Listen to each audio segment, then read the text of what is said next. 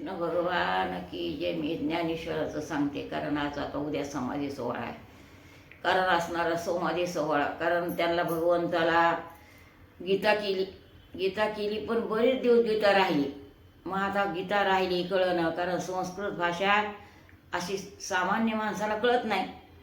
आणि आता तरी थोडीफार कळतच नव्हती असं असणारा. मग आता अवतार पांडुरंगे नाव ठेविले ज्ञानी. भगवंतानं अवतार घेतला कशामुळं?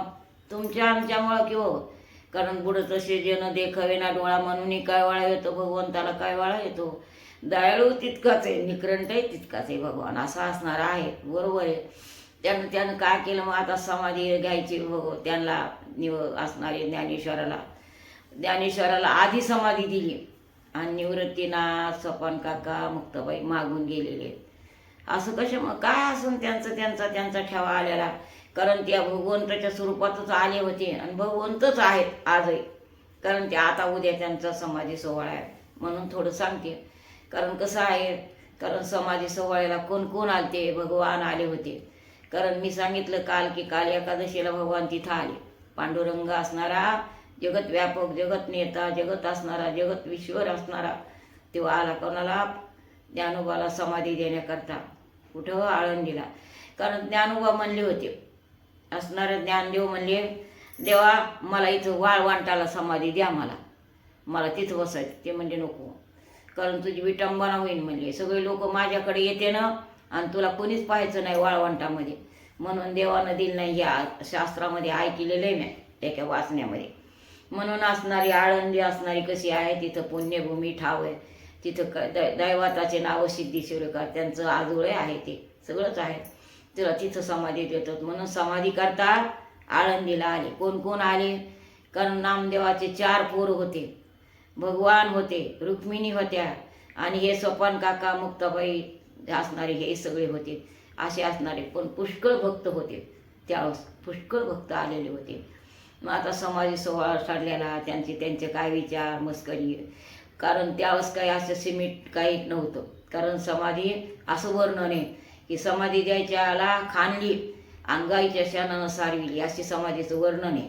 आता आजचा काही काल मी आम्हाला माहीत नाही काय असन ते. पुन्हा म्हणते की अजून कोणी सांगितलं, एकनाथ महाराजांनी पुन्हा केले काय हे सगळं नीटनीटकं. कारण सापडलीच नाही समाधी. जवळजवळ 200 वर्ष राहिली म्हणून सांगते समाधी. तशीच तिला कोणी पाहिलंच नाही.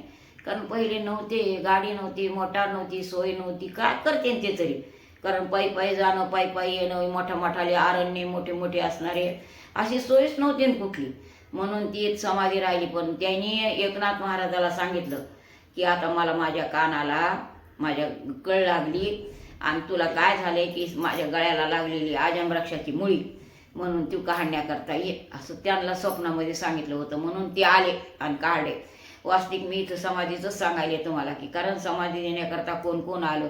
मग सगळ्यांनी समाधी सोहळा केला. ज्ञानोबाच्या हाताला धरलं, कोणी निवृत्तीनाथाने की कोण धरलं, ते कीर्तनकार सांगायचं, आपल्या डोळ्याला पाणी येते. भगवंताने धरलं.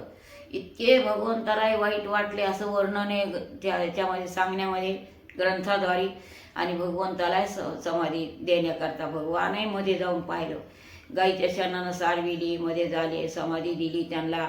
त्याच्यामध्ये असणारे कोण कोण होते? कारण असणारे सगळे कोणाचे? नामदेवाचे पोरं सगळे होते. कारण नामदेवाचे पोरायचं काय गोम्या, विठ्या असे नाव आहेत त्यांचे असणारे, आता लक्षात येईन ते. असे असणारे सगळ्यांनी असणारे त्या ठिकाणी समाधी सोहळा केला. ज्ञानोबाला ज्यावेळेस असणारा ते ठेवला, त्याच्या ती आज आहे ना शिव, ती ठेवली. त्यावेळेस मुक्ताबाईने एवढा शोक केलेला वर्णन आहे की खूपच त्यांना काहीच सुधरून गेलं.